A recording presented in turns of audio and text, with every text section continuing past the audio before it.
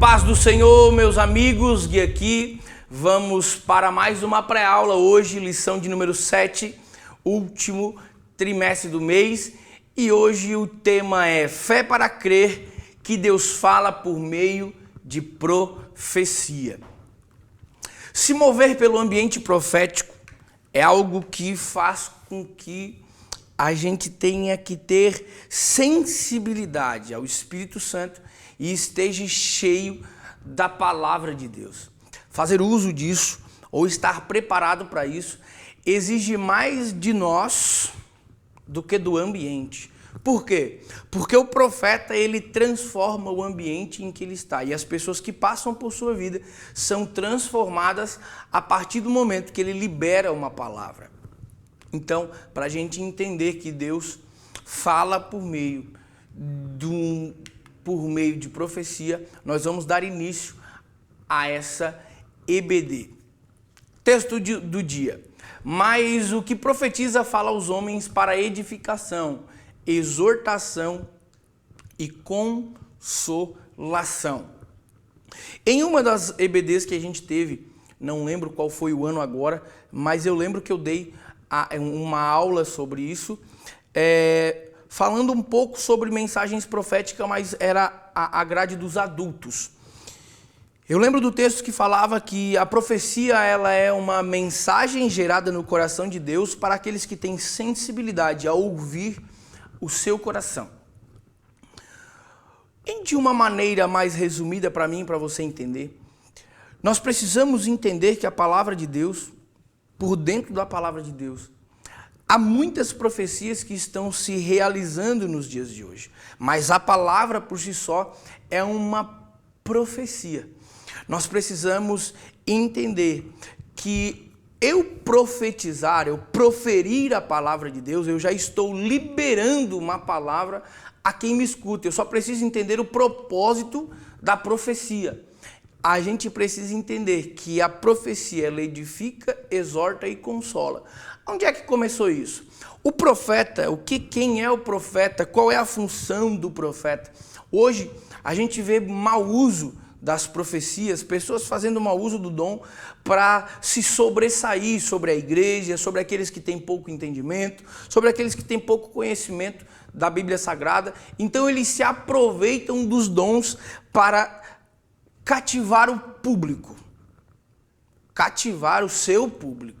Por quê? Porque a partir do momento que você começa a conhecer a palavra de Deus, começa a conhecer o contexto bíblico, o cenário da época, em que ano o profeta falou, por que Paulo escreveu, por que Paulo deixou uma advertência, por que Paulo deixou um conselho, por que Paulo mandou profetizar, por que Paulo mandou analisar a profecia. São coisas que eu e você precisamos ensinar os nossos jovens a fazer. Não é simplesmente largar um microfone na mão dele e dizer prega. Ele está olhando para as pessoas que estão pregando. Então a referência que ele tem da palavra de Deus é a cada tópico de introdução, você traz uma frase de efeito e aplica com uma profecia. Estou aqui na condição de profeta, levanta a tua mão. É Deus que gerou essa mensagem ou ele que está tentando cativar o público para manter a sua agenda? Então você, professor, precisa se atentar a detalhes. Hoje nós temos teologia no nosso campo e nós precisamos motivar os nossos jovens a aprender. Não, mas teologia abre Deus no meio. Teologia, a Bíblia diz que o sábio é pego na sua própria estultícia.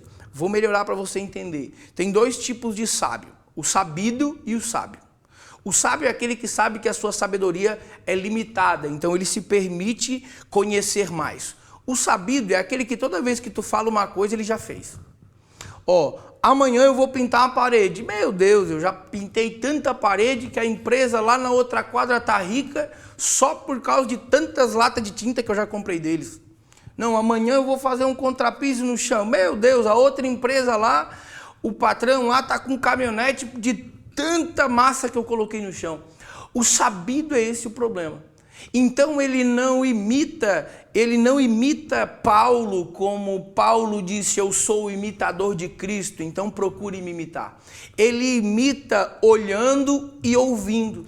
E qual é o problema de eu olhar e ouvir e não procurar para aprender com quem está falando? É que a partir do momento que eu não crio profundidade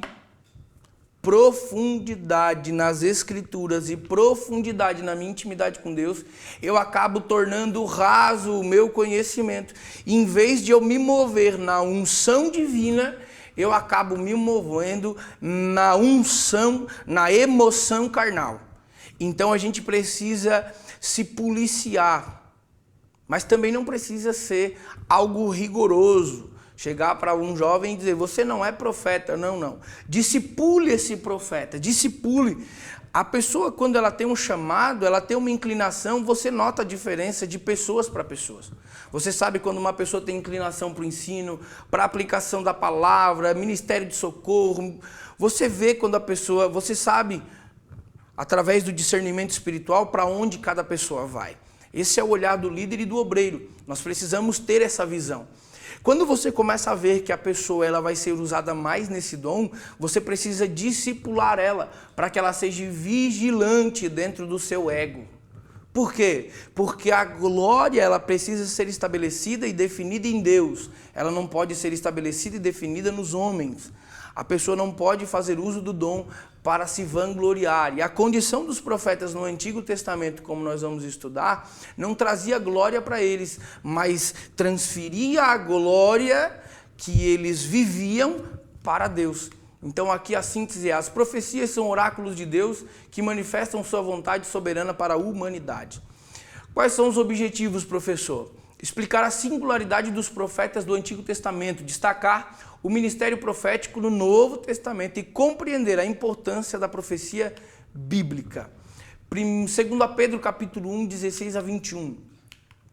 Por que não vos fizemos saber a virtude e a vinda do Senhor Jesus Cristo, seguindo fábulas artificialmente compostas, mas nós mesmos vimos a sua majestade. 20. Sabendo primeiramente isto, que nenhuma profecia da Escritura é de particular interpretação, porque a profecia nunca foi produzida por vontade de homem algum, mas os homens santos de Deus falaram inspirados pelo Espírito Santo. Eu vou direto para aqui. Os profetas do Antigo Testamento. Eu deixei esse versículo aqui, primeiro pela postura desse homem. Eu admiro Abraão, porque sair de um lugar para viver uma vida com Deus é algo muito difícil. E deixar as suas raízes e se separar ao máximo para reproduzir a vontade de Deus sobre a vida, tem que ter uma fé baseada em alguém, com total convicção de que Deus existe. E nós precisamos ter admiração pelos homens da Bíblia que tiveram esse relacionamento com Deus.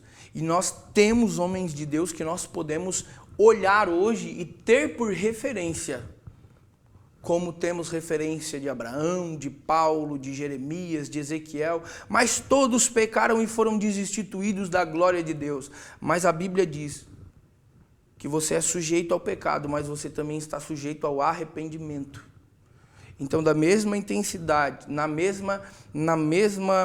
não é na mesma intensidade, vou melhorar a palavra para a gente não pisar em ovos aqui. Você pecou, certo?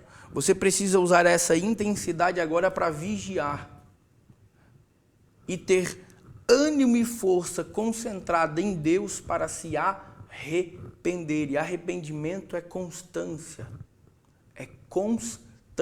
Por quê? Porque quando você faz uma leitura dos seus pecados e começa a saber quais foram as raízes ou o início de tudo para que te levasse a pecar, você começa a se curar, ou Deus começa a curar você de coisas que você não permitiu ser invadido por Deus. E uma das coisas mais lindas é que no capítulo 20, versículo 7, Deus fala: agora, pois, restituiu a mulher ao seu marido, porque profeta é. e rogará por ti para que vivas. Porém, se não lhe restituíres, sabe que certamente morrerás tu e tudo o que é teu. A Bíblia vai falar que Abraão foi chamado no capítulo 12, mas até o capítulo 17 não acontece uma virada de chave na vida de Abraão. Do capítulo 17 em diante acontece uma virada de chave na vida de Abraão, a ponto então de Deus mudar o seu nome no primeiro capítulo no primeiro versículo do capítulo 17, e alguns versículos depois ele muda o nome da sua esposa. Só que chega no capítulo 20, 18 e 19, Abimeleque toma Sara por sua esposa, e Deus, antes que Abimeleque tocasse em Sara, Deus se revela em sonho e repreende o Abimeleque em sonho, falando de quem era Abraão. E essa fala no versículo 7 é de Deus para Abraão. Olha, devolve a mulher para ele, porque este profeta é. Só que no capítulo 17, o que Deus manda Abraão, a condição que Deus manda Abraão se manter é: caminha diante a minha face e ser perfeito. Diante a minha face e ser perfeito. Como é que eu vou ser perfeito diante da face de Deus? O problema não é você andar bonito, isso revela que Deus te abençoa. Né? Você andar bem apessoado, você andar com amigos, isso mostra que você é simpático, tem empatia.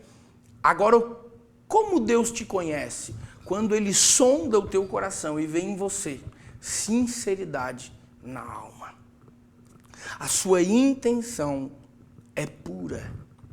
A sua intenção é pura. Aí nós vamos ver que versículos depois, no capítulo 20, 21, nós vamos ver Abraão falando o porquê que mentiu no Egito e falando o porquê que mentiu para Abimeleque. Olha, conhecendo esse lugar e sabendo que esse ambiente não teria temor no Senhor, eu não menti. Eu simplesmente defendi a minha casa, para que não fizesse mal a ela e nem a mim, mas que quando seguíssemos, pudéssemos seguir nossa vida vivendo juntos. Deus está preocupado e procurando a intenção no teu coração para ter um relacionamento com Ele. Qual é a condição do profeta? Manter a aliança que Deus fez com o seu povo. E aqui eu alerto você, professor. Qual é a função do profeta, biblicamente falando? O profeta, ele é responsável por lembrar o povo da aliança que Deus fez com o povo, que fez com Abraão, que fez com as alianças que Deus fez. Aí nós vamos ver Jonas lembrando o povo: olha, convertei-vos do seu pecado. Jeremias, Ezequiel, Isaías, os profetas menores, nós vamos ver todos alertando o povo do seu próprio mal. E em Ezequiel mesmo nós vamos ver que quando começa o seu ministério aos 30 anos de idade, ele está à beira do rio e vê o trono de Deus se afastando do povo de Israel. E ali a palavra glória é revelada como algo pesado, e ele dizendo: eu estou me afastando, porque o pecado do meu povo. Só que Deus alerta o seu povo, e o compromisso do profeta é lembrar o povo da aliança que Deus fez com o povo. Lembrar o povo, olha, Deus fez uma aliança com vocês, não pequem para que não percam essa aliança. Por isso que eu trouxe a vida de Abraão, porque me chama muita atenção esse texto. Quando Deus fala para Abraão: olha, eu vou mudar o teu nome, eu vou mudar o nome da tua esposa, mas caminha diante da minha face e ser perfeito. O que é pecado? Errar o alvo. O que Deus estava dizendo para Abraão? Caminha diante a minha face. Eu posso te defender, eu posso te guardar, como eu disse para ti no capítulo 15, quando tu foi para a guerra. Só que agora, Abraão, o pecado, o salário dele é a morte, então eu preciso que você caminhe diante a minha face. Você, professor de escola bíblica dominical para jovens, você, líder de departamento, nós precisamos alertar os nossos jovens que a morte causada pelo pecado, ela é espiritual. A ligação entre nós e Deus. Então, quando eu me coloco na condição de profeta, eu preciso ter uma vida diante da face de Deus e ser perfeito. Ah, mas eu não vou conseguir ser perfeito. Aquele que se diz santo, esse se santifique mais. A Bíblia não diz aquele que se diz santo. Ele diz, você que é santo, se santifique mais. E você que está de pé, cuide para que não caia. Cuide para que não caia. Qual é o compromisso do profeta no Antigo Testamento? Lembrar o povo do compromisso que deveria ter com Deus e a postura que deveria estar diante de Deus. E agora eu aplico para as nossas vidas no dia de hoje. A Bíblia não mudou, a palavra não mudou, isso não está anulado de nossas vidas. Nós precisamos entender que nós somos uma vitrine para a igreja e para as pessoas que olham para a Bíblia. Aleluia. As pessoas, quase que eu falo língua estranha aqui. Para as pessoas que olham para a igreja, você é uma referência. Então eles olham para a sua vida procurando em você referências de um homem de Deus, de uma mulher de Deus, de um profeta ou de uma profetisa. Eles estão olhando para você, querendo achar em você uma maneira de honrar a Deus. Então eles se espelham em você. Então essa próxima geração que você está liderando, o compromisso é meu e seu de ser referência diante da face de Deus, para que a próxima geração imite a Paulo como nós estamos imitando. Ou, aqui vem um alerta, estamos imitando? Vamos para a segunda parte. Graças a Deus meu coração tem paz nisso. Como um ministério profético no Novo Testamento. Lucas 7,16 diz assim, e de todos se apoderou o temor e glorificavam a Deus, dizendo, um grande profeta se levantou entre nós e Deus visitou o seu povo. Quando você começa a abrir os evangelhos, você pega já vou dar um conselho, uma dica para você aqui, se você quiser usar essa ideia com seus jovens, é bênção demais. Você pega a Bíblia Sagrada, né? Hoje em dia todo mundo tem um celular na palma da mão, então, ou uma Bíblia com concordância. Aqueles que tiverem Bíblia com concordância não precisam de celular para não se distrair. Coloca a Bíblia no lado, coloca um caderninho e uma caneta e começa aí versículo por versículo e anotar versículos que são profecias que os profetas disseram no Antigo Testamento. No Evangelho de Mateus você vai ver muitas vezes, e foi dito para que se cumprisse pelos profetas, para que se cumprisse as escrituras ditas pelos profetas. Você vai ver muitos versículos assim. Quando você procura essa concordância, por dentro de maneira sistemática, em concordância com os profetas do Antigo Testamento, você vai ver muitos versículos espalhados no Antigo Testamento que apontam para Cristo. E muito em Salmos. Você vai ver que os profetas, Oséias, Isaías, Jeremias, Ezequiel, você vai ver tudo isso ali dentro da Bíblia. Você vai ver um cumprimento de palavra por dentro da Bíblia. Só que quando Jesus aparece, ele aparece na condição de romper, e da raiz de Jessé nasceria um rebento. Isso quer dizer o quê? Ele iria romper a terra seca, ele iria romper dentro do ambiente aonde ele estava. Um ambiente seco, oprimido, não produzia mais nada, mas da raiz de Jessé nasceria um rebento. Isso quer dizer que iria romper o ambiente. Então quem olhava para Cristo, olhava para um profeta. Por quê? Porque quando você divide, quando você pega os evangelhos, né, tanto os sinóticos como pega os 4 evangelhos, para a gente não falar difícil. Se você estrutura esses evangelhos, você vai ver que geralmente, de uma maneira básica de leitura, você vai dividir em 4 partes. A vinda, a organização dos 12, o envio dos 12 e daqueles que Jesus preparou e a volta e vinda profética de Jesus. Então, quem estava ouvindo Jesus via que ele estava anunciando o reino de Deus, aquilo que Deus iria fazer e iria preparar para um futuro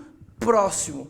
Então quem olhava para ele via que se mover através dele era se mover em um ambiente profético. Hoje nós temos medo de se mover pelo profético, mas quando você vive em um cenário profético, você vive melhor. Vou melhorar para você entender. Quando você se move pelo Espírito Santo, a Bíblia diz que o profeta, que a profecia era gerada pelo Espírito Santo e um relacionamento com o Espírito Santo que os profetas tinham. Então, quando eu e você nos movemos através do Espírito Santo, nós nos movemos em um ambiente profético, não pertence a nós, mas pertence a quem está gerando a profecia. Você vai ser enviado às nações, você vai ser usado na palavra, você vai ser usado na cura, você vai ser usado para multidões. Nós precisamos entender que se mover pelo Espírito é se mover pelo profético.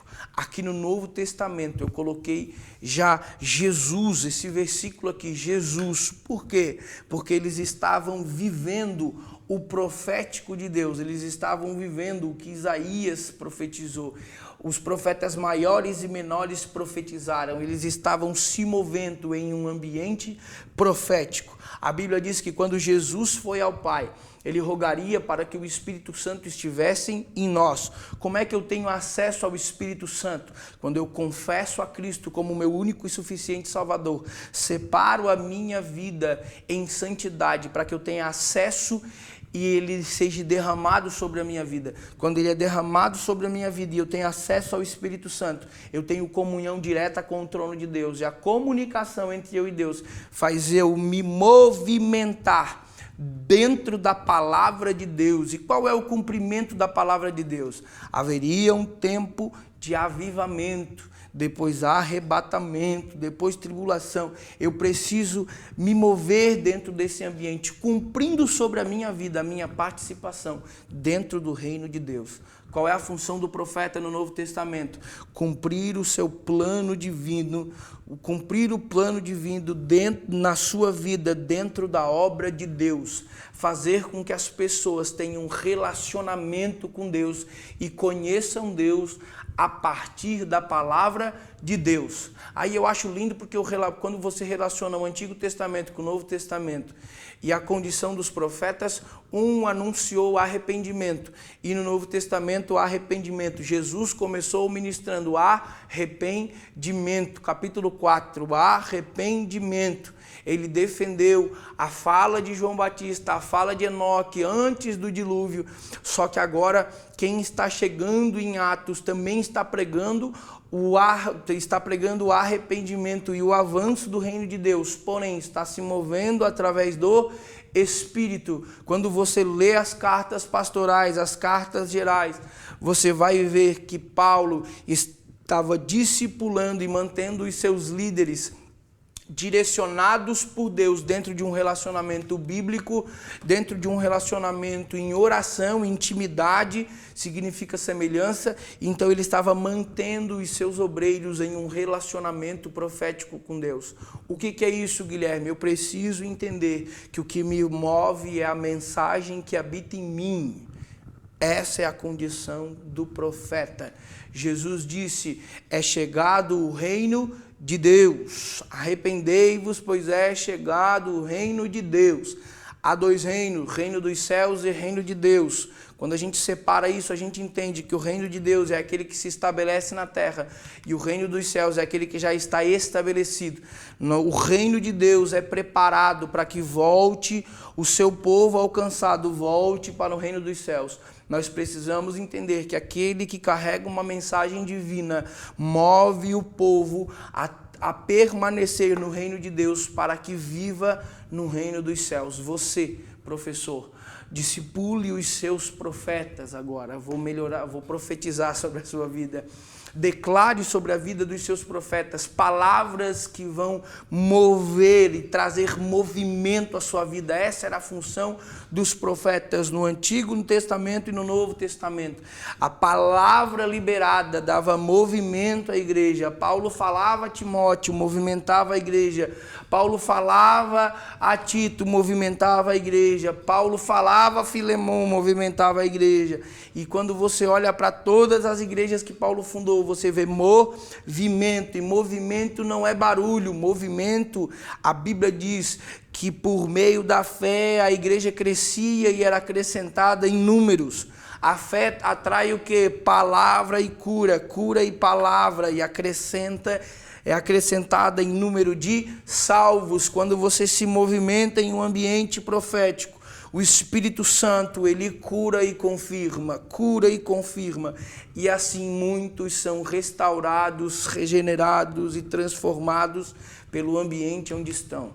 Entenda a profecia bíblica, Atos 15:32, depois Judas e Silas, que também eram profetas, exortavam e confirmaram os irmãos com muitas palavras. Aqui é um ministério bíblico profético. E você vai ver, desde o Antigo Testamento ao Novo Testamento, o povo sendo exortado ao arrependimento. Vocês estão em pecado, precisam se arrepender, mas também eram confirmados os irmãos com muitas palavras, através da vida que eles viviam e a vida que eles escolhiam viver, eles confirmavam a sua vida em Deus. Você que está me ouvindo, professor, prepare a sua sala para esse ambiente, prepare esses alunos que estão aí na sua escola de profetas, aí na sua EBD, prepare o seu departamento para viver uma chamada profética. E aqui eu termino. Deus deseja o crescimento da sua igreja e a edificação dos santos, e para isso ele continua usando os seus profetas. No entanto, toda profecia na atualidade deve ser submetida ao crivo das Escrituras sagradas. Creia que Deus nos ama e deseja se comunicar conosco mediante a sua inerrante palavra, que é eterna e que não precisa e jamais precisará de nenhum tipo de reforma atualizada. A palavra continua sendo algo de suma importância, porém, ela já está completa.